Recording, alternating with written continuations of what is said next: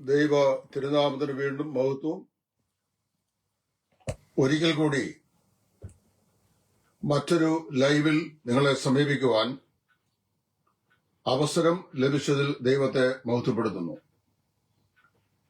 എബ്രായലേഖനം 6-ാം അധ്യായം 3 മുതൽ 6 വരെയുള്ള വാക്യങ്ങൾ വാസ്തവത്തിൽ ആരെക്കുറിച്ച്, ഏത് സമൂഹത്തെക്കുറിച്ചാണ് പറയുന്നത്?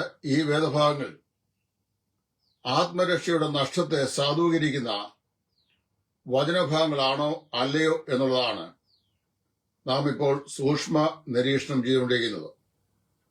എബ്രായർ 6-ന്റെ 3 മുതൽ 6 വരെയുള്ള വാക്യങ്ങളെ അടിസ്ഥാനമാക്കി നൽകുന്ന പഠനത്തിന്റെ 4-ാം ഭാഗമാണിത്. രക്ഷാ നഷ്ട പ്രമേയത്തിന് എതിരെയുള്ള മറുപടിയുടെ 5-ാം ഭാഗവും.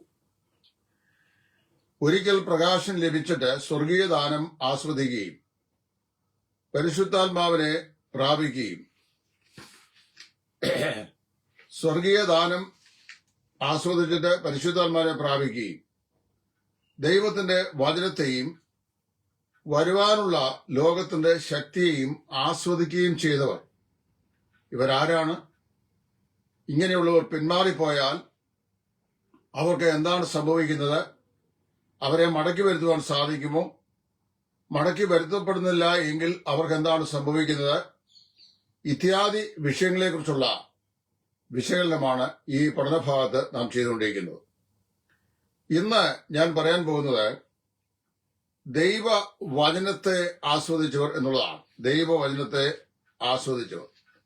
ആ വാക്യാംശത്തിൽ തന്നെ അപ്പോസ്തലൻ പറയുന്നു, ഒരിക്കൽ പ്രകാശം ലഭിച്ചിട്ട് സ്വർഗീയ ദാനം ആസ്വദിക്കുകയും പരിശുദ്ധാത്മാവിനെ പ്രാപിക്കുകയും, പിന്നെ പറയുന്നത് ദൈവത്തിന്റെ വചനവും വരുവാനുള്ള ലോകത്തിന്റെ ശക്തിയും ആസ്വദിക്കുകയും ചെയ്തവർ പിന്മാറി പോയാൽ തങ്ങൾക്ക് തന്നെ ദൈവപുത്രനെ വീണ്ടും ക്രൂശിക്കുന്നവരും അവന് ലോകാപവാദം വരുത്തുന്നവരുമാകൊണ്ട് അങ്ങനെയുള്ളവരെ മാനസാന്തരത്തിലേക്ക് പിന്നെയും പുതുക്കുവാൻ കഴിയുന്നതല്ല. എന്താണ് ഇവർ ഈ ദൈവത്തിന്റെ നല്ല വചനം ആസ്വദിച്ചു എന്ന് പറഞ്ഞാൽ അതുകൊണ്ട് മനസ്സിലാക്കേണ്ടത്? Where the people who tasted the word of God saved or not saved? ദൈവത്തിന്റെ നല്ല വചനം ആസ്വദിച്ച ഈ ആളുകൾ വാസ്തവത്തിൽ രക്ഷിക്കപ്പെട്ടവരായിരുന്നുവോ അതോ രക്ഷിക്കപ്പെടാത്തവരായിരുന്നുവോ? ഇവിടെ ഞാൻ പറയാൻ ആഗ്രഹിക്കുന്ന വിഷയം ദൈവവചനത്തിൽ മാത്രം നിന്നുകൊണ്ടാണ്. ഇവിടെ ഒരു ബയാസുമില്ല, അതിന്റെ ആവശ്യമില്ല.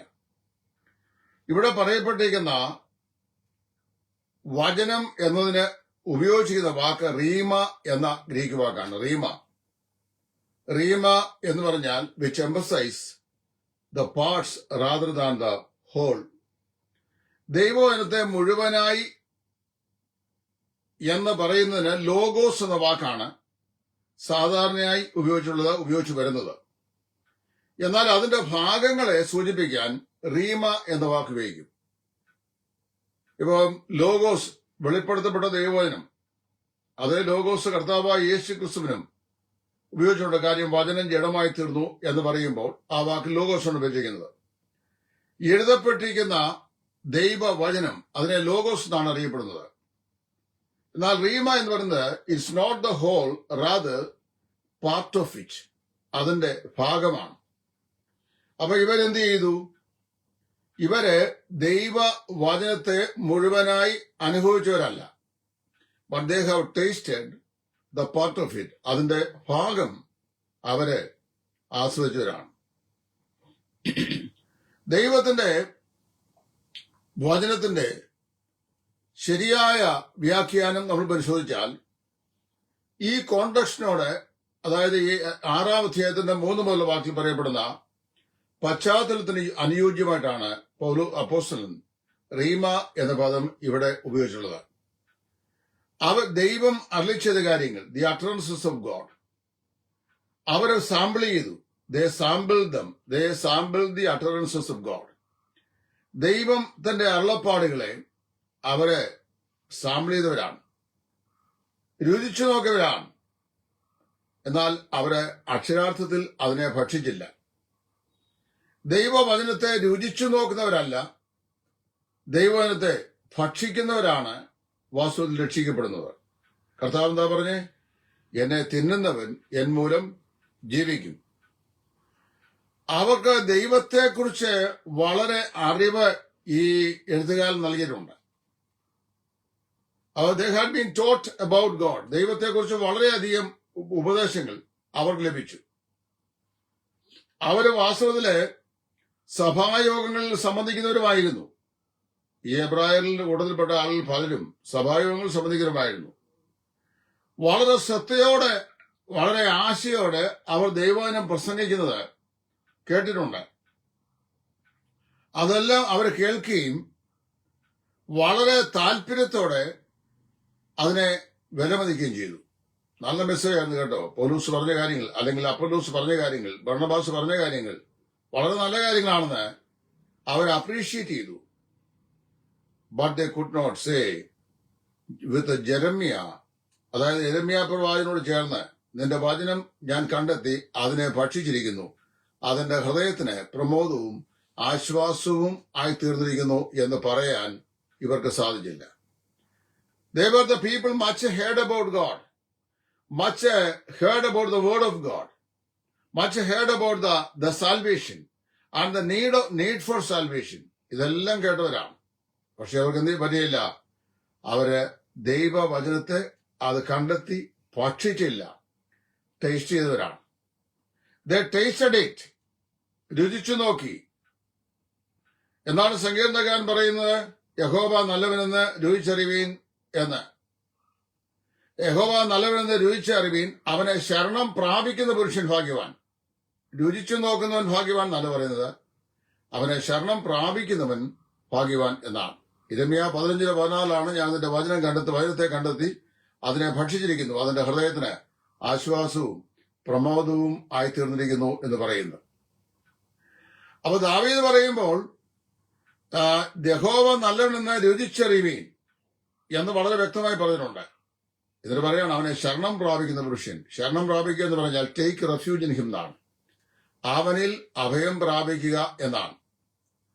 കർത്താവായ ശരണം എന്ന വാക്കിന് ഞാന് എബ്രായ ഭാഷയിൽ തന്നെ ഉപയോഗിക്കുന്ന പദത്തിന്റെ അക്ഷരീയമായിരിക്കുന്ന വ്യാഖ്യാനം പറഞ്ഞപ്പോൾ ഞാൻ ഇതിന്റെ പറഞ്ഞു, there are 3 essential meaning for the word trust. ശരണപ്പെടുക എന്ന വാക്കിന് 3 അർത്ഥമുണ്ട്. ഒന്ന്, ടേക്ക് റെഫ്യൂജ്, അതായത് അഭയം പ്രാപിക്കുക. ക്രിസ്തുവിൽ അഭയം പ്രാപിക്കുന്നവരാണ് രക്ഷിക്കപ്പെടുന്നത്, അഭിപ്രായം പറയുന്നവരല്ല എന്ന് പ്രത്യേകം മനസ്സിലാക്കണം. ക്രിസ്തുവിനെ കുറിച്ച് അഭിപ്രായം പറഞ്ഞുള്ള ധാരാളം മഹാന്മാർ ലോകത്തിലുണ്ട്. അവരാരും രക്ഷിക്കപ്പെട്ടവരല്ല. എന്നാൽ യേശു ക്രിസ്തുവിൽ അഭയം പ്രാപിച്ചവരെല്ലാവരും രക്ഷിക്കപ്പെട്ടവരാണ്. 2, ഒന്ന് ടേക്ക് റെഫ്യൂജിനെയും, 2 ലീൻ അപ്പോൺ ഹിം, അവനിൽ ചാരുക. 3 take one self on, take one self roll on എന്ന് പറഞ്ഞാൽ എന്ത് ചെയ്യുക? ഫലമേൽപ്പിക്കുക.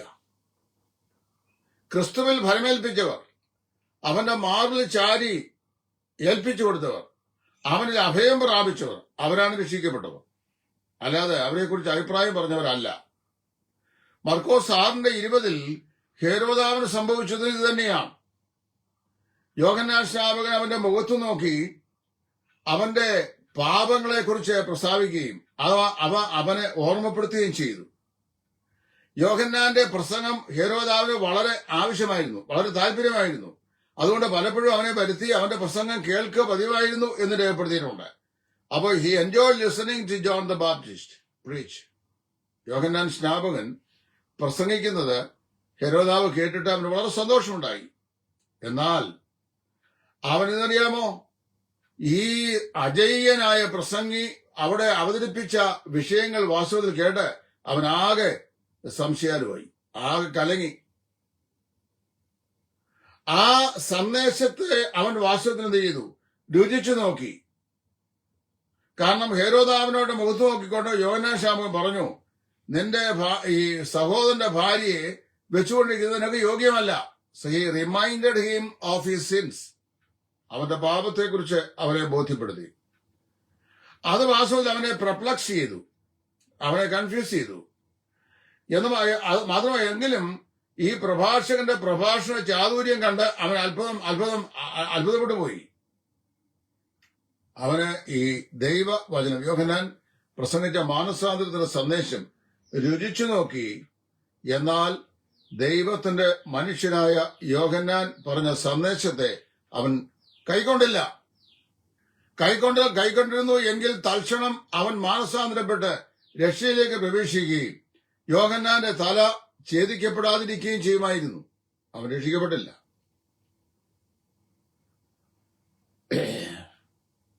ഒടുവിൽ നമ്മളതാ വായിക്കുന്നത്, ആ യോഹന്നാന്റെ നല്ല മനസ്സോടെ അല്ലെങ്കിലും യോഹന്നാന്റെ തല ഛേദിക്കുവാൻ അവന് നിർബന്ധനാകുകയാണ് ചെയ്തത്. ഇവിടെ മനസ്സിലാക്കേണ്ട ഒന്നാമത്തെ വിഷയം, tasting is the first step to eating. ഭക്ഷിക്കുന്നതിന്റെ ആദ്യ പടിയാണ് രുചിച്ചു നോക്കുക എന്ന് പറയുന്നു. ഇപ്പൊ നമ്മുടെ ഒരു നല്ല ഫ്രൂട്ട് കിട്ടി, ആ ഫ്രൂട്ട് ഇപ്പൊ എനിക്ക് പൊതുവെ ഈ പുളി ഉള്ള പഴവർഗ്ഗങ്ങൾ ഇഷ്ടമല്ല. യാതൊരു പുളിയുള്ള, ഓറഞ്ച് ആയാലും പുളിയുള്ളത് എനിക്ക് ഇഷ്ടമല്ല. ആപ്പിള് പല വെറൈറ്റി ഉണ്ട്, പുളിയുള്ളത് എനിക്ക് ഇഷ്ടമല്ല. പുളികാര്യം I'm reluctant of taking ഈ സോർ ആപ്പിൾ ഓർ ഓറഞ്ച്. അപ്പൊ ഞാൻ രുചിച്ചു നോക്കും. രുചിച്ചു നോക്കിയിട്ട് കൊള്ളത്തില്ലെങ്കിൽ എനിക്ക് വേണ്ട എന്ന് പറഞ്ഞ് റിജക്ട് ചെയ്യും. അപ്പൊ so tasting is the first step to eating. ഭക്ഷിക്കുന്നതിന്റെ ആദ്യ പടിയാണ് രുചിച്ചു നോക്കുക എന്ന് പറയുന്നത്. It is not wrong to taste God's word. ദൈവത്തിന്റെ വചനത്തെ രുചിച്ചു നോക്കുന്നത് തെറ്റല്ല. രുചിച്ചു നോക്കുക. കർത്തൻ കൃപകളെ, യേശുക്രിസ്തു മാധുര്യവാൻ എന്നൊരു പാട്ടുണ്ടല്ലോ, രുചിച്ചു നോക്കുക. അവിടെ വാസ്തവത്തില് സങ്കീർത്തനം 34:8 ദാവീദ് പറയുന്നത് തന്നെയാണ് മുമ്പേ സൂചിപ്പിച്ച്, യഹോവ നല്ലവനെന്ന് രുചിച്ച് അറിവീൻ. ഒരളവ് വരെ എല്ലാ സുവിശേഷത്തിന്റെ കേൾവിക്കാരായ ആളുകളും സുവിശേഷം കേൾക്കുമ്പോൾ അതിനെ ഒരളവ് വരെ രുചിച്ചു നോക്കുന്നവരാണ്. ഞാൻ എത്ര ആളുകളെ കണ്ടിട്ടുണ്ട്. അദ്ദേഹം പ്രസംഗിച്ച പ്രസംഗം നല്ല ഗംഭീരമായ പ്രസംഗമായിരുന്നു. ഞാനത് മുഴുവൻ കേട്ടു. അതിൽ പറഞ്ഞ ഒന്നും തെറ്റല്ല, വളരെ നല്ല കാര്യങ്ങളൊക്കെ തന്നെയാണ്. അങ്ങനെയാണെങ്കിൽ ഒരു തീരുമാനം എടുക്കാൻ തയ്യാറല്ലേ അങ്കിളിനെന്ന് ചോദിച്ചാൽ അറിയാവോ? മിണ്ടുകയില്ല. അല്പം കൂടെ കഴിയട്ടെ എന്നറിയാവോ? തയ്യാറല്ല. He taste. ഈ യഹൂദന്മാര് എന്ത് ചെയ്തു? ഇവര് ആദ്യ പാദത്തിൽ അപ്പോസ്തലന്മാർ അവരോട് സംസാരിച്ച ആ ദൈവവചനത്തെ അവര് കേൾക്കുകയും അവരുടെ നാവ് കൊണ്ട് അത് രുചിച്ചു നോക്കുകയും ചെയ്തു. പക്ഷെ എന്തില്ല, they did not chew it or swallow it. അത് ചവച്ചരച്ച് അത് ഭക്ഷിച്ചില്ല. ദൈവവചനത്തെ അവരെ രുചിച്ചു, നാവ് കൊണ്ട് രുചിച്ചു നോക്കി. കൊള്ളാം എന്ന് അഭിപ്രായപ്പെട്ടു. എന്നാൽ അത് ചവച്ചരച്ച് അത് അകത്തേക്ക് ആഹരിച്ചില്ല. അതാണ് അവരുടെ ഭാഗത്ത് തെറ്റ്. അവര് രുചിച്ച് നോക്കുക മാത്രമാണ് ചെയ്തത്. അതുകൊണ്ട് എന്ത് ചെയ്തു? രുചിച്ചു നോക്കിയ ഇവര് ദൈവവചനത്തെ ഭക്ഷിച്ച് രക്ഷാപദ്ധതിയിലേക്ക് പ്രവേശിക്കാൻ കഴിയാതെ പോയതുകൊണ്ട് അവരുടെ ആ രുചിച്ചു നോക്കിയ ടേസ്റ്റ്, അപ്പൊ രുചിച്ചു നോക്കിയപ്പോൾ അവർക്ക് അനുഭവവേദ്യമാകുന്ന രുചി അതെന്തോ അത് ദീർഘകാലം നിന്നില്ല. അവര് അതിനോട് വിമുഖത കാണിച്ചു. അവരുടെ ആത്മീയമാകുന്ന ഈ അഭിരുചി വാസ്തവത്തില് അവർക്ക് അനുഭവവേദ്യമല്ലാതെയായി തീരുകയും അതിനോട് പ്രതികരണമില്ലാത്ത അവസ്ഥയിലേക്ക് അവർ മാറ്റപ്പെടുകയും ചെയ്തു. ഏത് വ്യക്തിയും സുവിശേഷം കേട്ട ആളുകൾ ഒരു പക്ഷെങ്കിൽ ലോകദൃഷ്ടിയിൽ ഒരു വിശ്വാസി എന്ന പോലെ അവനെ പെരുമാറി എന്ന് വരാം. ഒരു പക്ഷെങ്കില് അവന് യേശുവിനെ അതിനം കൊണ്ട് ചിലപ്പം ഏറ്റു പറഞ്ഞു എന്നൊക്കെ വരാം. പക്ഷെ ഹൃദയത്തിൽ അവന് അത്രമാത്രം അത് വിശ്വസിച്ചോ എന്നുള്ളത് ദൈവവും അവനും മാത്രമേ എഴുതുള്ളൂ. അങ്ങനെ ഒരു പക്ഷെങ്കിൽ ഈ പ്രൊഫസ് ചെയ്ത് എന്ന് പറഞ്ഞാൽ രക്ഷിക്കപ്പെടുന്നു എന്നുള്ള ഭാവേന അവനെ യേശുവിനെ ഏറ്റുപറഞ്ഞാലും അവന്റെ ഹൃദയാന്തർഭാഗത്ത് അത് രക്ഷയായി അല്ലെങ്കിൽ വീണ്ടും ജനമായി ഭവിക്കത്തക്ക നിലയിൽ ഹൃദയത്തിൽ യേശു കർത്താവിനെ രക്ഷിതാവായി അവൻ സ്വീകരിക്കുന്നില്ല എന്ന് വന്നാൽ എന്താ സംഭവിക്കുന്നത്?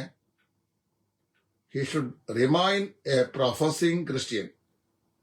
ക്രിസ്തീയ വിശ്വാസിയാണെന്ന് അഭിമാനിക്കുന്ന ഒരു വ്യക്തി, അല്ലാതെ അദ്ദേഹം ക്രിസ്തീയ വിശ്വാസി ആകണം എന്നില്ല. അതുകൊണ്ടാണ് 2 Corinthians 13:5 അപ്പോസ്തലനായ പൗലോസ് പറഞ്ഞത്, നിങ്ങൾ വിശ്വാസത്തിൽ തന്നെ ഇരിക്കുന്നുവോ എന്ന് നിങ്ങളെ തന്നെ പരിശോധിപ്പിൻ. നിങ്ങൾ വിശ്വാസത്തിൽ ഇരിക്കുന്നുവോ എന്ന് നിങ്ങളെ തന്നെ പരിശോധിപ്പിൻ. അപ്പൊ എബ്രായ ലേഖനം വായിക്കുന്ന ആളുകളുടെ കൂട്ടത്തില് 3 കൂട്ടം ആളുകളുണ്ടെന്നാണ് ഞാൻ ഈ ലേഖനം പഠിച്ചിട്ട് പറയുന്നത്. ലേഖനം അഡ്രസ് ചെയ്യുന്ന എബ്രായ വിശ്വാസികൾക്കാണ്. അതായത് എബ്രായിൽ നിന്ന് ക്രൈസ്തവ വിശ്വാസം സ്വീകരിച്ച ചിതറി പാർക്കുന്ന വിവിധ സ്ഥലങ്ങളിലായി പാർക്കുന്ന എബ്രായ വിശ്വാസികൾക്കാണ് ലേഖനം അഡ്രസ് ചെയ്തിരിക്കുന്നത്. ഈ ലേഖനം വായിക്കുന്ന കൂട്ടത്തിൽ ആരൊക്കെയുണ്ട്? കർത്താവായ യേശുവിനെ രക്ഷിതാവും കർത്താവുമായി സ്വീകരിച്ചവരും കർത്താവായ യേശുവിനെ രക്ഷിതാവായി സ്വീകരിച്ചിട്ടും കാലപ്പഴക്കം കൊണ്ട് ഉപദേഷ്ടാക്കന്മാരെന്ന് പറയുന്ന അവസ്ഥയിലേക്ക് വരെ വളർന്നു വരേണ്ടവരായ ആളുകൾ ഇപ്പോഴും ഉപദേശത്തിന്റെ പാഠങ്ങൾ പഠിക്കേണ്ട ബാലപാഠ പദ്ധതിയുടെ കീഴിൽ മാത്രം വായിക്കുന്നവരും, അതേസമയത്ത് കർത്താവായ യേശുക്രിസ്തുവിന്റെ രക്ഷാമാർഗത്തെക്കുറിച്ച് വളരെ തെളിവായി അവരോട് സംസാരിച്ചിട്ടും അവർ കേട്ടിട്ടും അത് അവർ ഗ്രഹിക്കുവാൻ അവസരമുണ്ടായിട്ടും ഇനിയും രക്ഷയ്ക്കുള്ള മാർഗം വേറെ ഒന്നില്ല എന്ന് അവരോട് തെളിവായി പറഞ്ഞിട്ടും മനഃപൂർവ്വമായി കർത്താവായ യേശുവിനെ രക്ഷിതാവും കർത്താവുമായി ഹൃദയത്തിൽ സ്വീകരിക്കാത്ത പ്രൊഫസിംഗ് ഇയറേഴ്സ്. മനസ്സിലായോ? ഇങ്ങനെയുള്ള ആളുകൾ അവര് കേവലം എന്ത് ചെയ്തവരാണ്? ദൈവത്തിന്റെ നല്ല വചനം രുചിച്ചു നോക്കിയവരാണ്, ഭക്ഷിച്ചവരല്ല. ദൈവത്തിന്റെ നല്ല വചനമായ യേശു ക്രിസ്തുവിനെയും അവന്റെ രക്ഷാമാർഗത്തെയും രുചിച്ചു നോക്കുന്നവരല്ല, ഭക്ഷിക്കുന്നവരാണ് വീണ്ടും ജന്മം പ്രാപിച്ച് രക്ഷ പ്രാപിക്കുന്നത്. അപ്പോൾ ഞാൻ ഇവിടെ നിർത്തുകയാണ്. ഈ ഇപ്പോഴത്തെ ഈ വേദഭാഗത്ത്, അതായത് ദൈവത്തിന്റെ നല്ല വചനം ആസ്വദിച്ചവർ എന്ന് പറയുന്ന വാക്കിന് രക്ഷിക്കപ്പെട്ടെന്ന് അർത്ഥമല്ല. അവരെ സ്വീകരിച്ച എന്താണ്? റീമാണ്, പാർട്ട് ഓഫ് ദ ഹോൾ. അതായത് ദൈവവചനമാകുന്ന ലോഗോസിന്റെ ഭാഗങ്ങൾ അത് കേട്ടു, നാവിന്റെ തുമ്പത്ത് രുചിച്ചു നോക്കി. പക്ഷേ ആ രുചി അവർ അനുഭവപ്പെട്ട രുചി നീയല്ല. Feeling taste was gone and they became indifferent. അതങ്ങ് പോയി, അവർ സുവിശേഷം അംഗീകരിച്ചില്ല. അതുകൊണ്ടാണ് റിപ്പീറ്റഡ്ലി ദൈവത്തിന്റെ വചനം പറയുന്നത്, ഇപ്പോഴാകുന്നു രക്ഷാദിവസം, ഇപ്പോഴാകുന്നു സുപ്രസാദകാലം. ദൈവത്തിന്റെ സുവിശേഷം കേട്ട് ദൈവത്തിന്റെ പരിശുദ്ധാത്മാവ് പാപിയെ മാനസാന്തരത്തിനായി ആഹ്വാനം ചെയ്യുമ്പോൾ അതിന് മനസ്സില്ലാതെ, അല്ലെങ്കിൽ അത് സ്വീകരിക്കാൻ മനസ്സില്ലാതെ വഴുതി മാറിയാൽ, തെന്നി മാറിയാൽ, അത് തന്നെയല്ലേ 2-ാം അധ്യായത്തിന്റെ ഇവിടെ പറയപ്പെടുന്ന ഭാഗങ്ങള് ഈ എബ്രായ വിശ്വാസികളായി രക്ഷിക്കപ്പെട്ടവർക്ക് വേണ്ടി മാത്രമാണ് ഈ ലേഖനത്തിലെ ഉള്ളടക്കമെങ്കിൽ 2-ാം അധ്യായത്തിന്റെ 1 മുതലുള്ള വാക്യങ്ങൾ പറയപ്പെടുന്ന വാക്യം ആർക്കു വേണ്ടി എഴുതാണ്? അതുകൊണ്ട് നാം എപ്പോഴെങ്കിലും ഒഴുകിപ്പോകാതിരിക്കേണ്ടതിന് കേട്ടത് അധികം ശ്രദ്ധയോടെ കരുതിക്കൊള്ളുവാൻ ആവശ്യമാകുന്നു. ദൂതന്മാർ മുഖാന്തരം അല്ല ചെയ്ത വചനം സ്ഥിരമായി വരികയും ഓരോരോ ലംഘനത്തിനും അനുസരണക്കേടിന് ന്യായമായ പ്രതിഫലം പ്രാപിക്കുകയും ചെയ്തുവെങ്കിൽ കർത്താവ് താൻ പറഞ്ഞു തുടങ്ങിയതും ദൈവ അടയാളങ്ങളാലും അത്ഭുതങ്ങളാലും വിവിധ വീര്യപ്രവൃത്തികളാലും തന്റെ പരിശുദ്ധാത്മാവിനെ നൽകിക്കൊണ്ട് സാക്ഷി എന്നതും കേട്ടവർ നമുക്ക് ഉറപ്പിച്ചു തന്നതുമായ ഇത്ര വലിയ രക്ഷ ഗണ്യമാക്കാതെ പോയാൽ എങ്ങനെ തെറ്റിയൊഴിയും? അവിടെ നിന്ന് പറഞ്ഞാൽ ഇവിടെ പറയുന്ന ആൾക്കാർ ആരെന്നറിയാമോ? The people who have been privileged to listen the word of God, to come across the necessity of believing the Lord Jesus Christ. കർത്താവായ യേശു ക്രിസ്തുവിന്റെ സുവിശേഷത്തിന്റെ ശക്തി, അതിന്റെ ആവശ്യകത എന്താണെന്ന് മനസ്സിലാക്കുവാൻ ഇടയായവർ മാത്രമല്ല, ദൂതന്മാർ മുഖാന്തരം അരുളി ചെയ്ത വചനം സ്ഥിരമായി ലഭിച്ചവർ, ഓരോരോ ലംഘനത്തിനും അനുസരണക്കേണ്ട തക്കതായ ഫലം അതാത് സമയത്ത് പ്രാപിക്കണം, അല്ലെങ്കിൽ പ്രാപിക്കേണ്ടി വരും എന്ന് വ്യക്തതയോടുകൂടെ ദൈവത്തിന്റെ പരിശുദ്ധാത്മാവ് ചൂണ്ടിക്കാണിച്ച ആളുകൾ, അല്ലെങ്കിൽ അത് കണ്ട ആളുകൾ, ഇങ്ങനെ എല്ലാവിധമായ പ്രിവിലേജസും കർത്താവായ യേശു ക്രിസ്തുവിന്റെ ക്രൂശ് മുഖാന്തരമുള്ള സുവിശേഷത്തിന്റെ എല്ലാവിധമായ ആനുകൂല്യങ്ങളും വളരെ ഭദ്രമായ നിലയിൽ, വ്യക്തമായ നിലയിൽ ദൈവാത്മാവ് വെളിപ്പെടുത്തി കൊടുത്തിട്ടും അത് മനഃപൂർവ്വമായി അവഗണിച്ച് കളയുന്ന ആൾക്കാർ ചോദിക്കുകയാണ്, ദൈവം അടയാളങ്ങളാലും അത്ഭുതങ്ങളാലും വിവിധ വീര്യപ്രവൃത്തികളാലും തന്റെ പരിശുദ്ധാത്മാവിനെ നൽകിക്കൊണ്ട് സാക്ഷി നിന്നതും കേട്ടവർ നമുക്ക് ഉറപ്പിച്ചതുമായ ഇത്ര വലിയ രക്ഷ അഗണ്യമാക്കാതെ പോയാൽ നിങ്ങൾ എങ്ങനെ തെറ്റുവഴി. അപ്പൊ ഇവരെങ്ങനെയുള്ള രക്ഷയെ അഗണ്യമായി കരുതിയവരാണ്, അല്ലാതെ രക്ഷിക്കപ്പെട്ടവരല്ല. രക്ഷയെ അഗണ്യമായി കരുതപ്പെട്ട ആളുകളുടെ കാര്യമാണ് ഇവിടെ പറയുന്നത്. ഇനി അടുത്ത ഭാഗം കൂടെ ഞാൻ ദൈവം വെച്ചാൽ പറയുക, വരുവാനുള്ള ലോകത്തിന്റെ ശക്തി ആസ്വദിച്ചവർ എന്ന് പറഞ്ഞ ശേഷം എന്തുകൊണ്ടാണ് ഈ കൂട്ടരെ മാനസാന്തരത്തിലേക്ക് പുതുക്കാൻ കഴിയാത്തത്?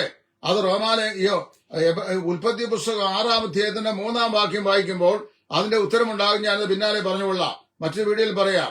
അവിടെ ഉൽപ്പത്തി പുസ്തകം 6-ാം അധ്യായത്തിന്റെ 3-ാം വാക്യം ആകുമ്പോഴേക്കും സൃഷ്ടി മുതൽ 1900 വർഷങ്ങൾ കഴിഞ്ഞു. ആ സമയം ആയപ്പോഴേക്കും കായീന്റെ വംശാവലിയുടെ സംസ്കാരം ലോകം മുഴുവൻ പടർന്നു. അവിടെ ദൈവത്തിന് വിരോധമായി പാപം ചെയ്തു. മനുഷ്യൻ ബഹുഭാരിത്വമുള്ളവരായി തീർന്നു. കൊലയ്ക്ക് കൊല പ്രതികാരമായി ചെയ്യാൻ തുടങ്ങി. സകല പാപവും മുഴുകി. മനുഷ്യനെ സൃഷ്ടിക്കുമ്പോൾ ഞാൻ അനുദപിക്കുന്നത് ദൈവം തന്നെ പറയത്തക്ക നിലയിൽ നിവാസികളുടെ ദുഷ്ടത അത്ര വലുതായി തീർന്നു. അതുകൊണ്ട് God decided to destroy the creation. ദൈവത്തിന്റെ സൃഷ്ടിയെ നശിപ്പിക്കാൻ ദൈവം തീരുമാനിച്ചു. അങ്ങനെ തീരുമാനിക്കുമ്പോൾ അവിടെ ഉൽപ്പത്തി പുസ്തകം 6-ാം അധ്യായത്തിന്റെ 3-ാം വാക്യം പറയുകയാണ്, my spirit shall not strive with man forever. മനുഷ്യനിൽ എന്റെ ആത്മാവ് സദാകാലവും വാദിച്ചുകൊണ്ട് ഇരിക്കുകയില്ല. എബ്രായന്റെ 2-ാം അധ്യായത്തിന്റെ 1 മുതലുള്ള വാക്യങ്ങൾ പറയപ്പെടുന്ന ആ ദൂതന്മാർ മുഖാന്തരം അല്ല ചെയ്ത വചനം സ്ഥിരമായി വരികയും ഓരോരോ ലംഘനത്തിനും അനുസരണ കേടുന്നത് അക്കതായ പ്രതിഫലം പ്രാപിക്കുകയും ചെയ്തുവെങ്കിൽ കർത്താവ് താൻ പറഞ്ഞു തുടങ്ങിയതും ദൈവ അടയാളങ്ങളാലും അത്ഭുതങ്ങളാലും വിവിധ വീര്യപ്രവൃത്തികളാലും തന്റെ പരിശുദ്ധാത്മാവിനെ കൊണ്ട് സാക്ഷി എന്നതും കേട്ടവർ നമുക്ക് ഉറപ്പിച്ചെന്നതുമായ ഇത്ര വലിയ രക്ഷ ഗണ്യമാക്കാതെ പോയാൽ എങ്ങനെ തൊട്ടുകഴി. അതേ വാക്യം ഞാൻ ഇവിടെ 6-ൽ പറയാം. ഒരിക്കൽ പ്രകാശം ലഭിച്ചവർ, സ്വർഗീയദാനം ആസ്വദിച്ചവർ, പരിശുദ്ധാത്മാവിനെ പ്രാപിച്ചവർ, ദൈവത്തിന് നല്ല വചനവും വരുവാനുള്ള ലോകത്തിന്റെ ശക്തിയും ആസ്വദിക്കുകയും ചെയ്തവർ പിന്മാറിപ്പോയാൽ എന്ന് പറഞ്ഞാൽ they have come closer to the salvation but they were drawn back or pulled behind. എങ്ങനെ അവരെ മാനസാന്തരത്തിലേക്ക് പുതുക്കുവാനായിട്ട് കഴിയും? God spirit shall not strive with man forever. പ്രിയമുള്ളവരെ, ഇത് വിവേചിപ്പാൻ ദൈവത്തിന്റെ വചനം വിശ്വസിക്കാൻ കഴിയുന്നവർക്ക് സാധിക്കട്ടെ എന്ന് പ്രാർത്ഥിച്ചുകൊണ്ട് തൽക്കാലം നിർത്തുന്നു. എല്ലാവർക്കും നന്ദി. ക്രിസ്തുവിൽ നിങ്ങളുടെ സൗഹൃദം സുവിശേഷൻ ടൈറ്റസ് കൊണ്ടുവരാറില്ല.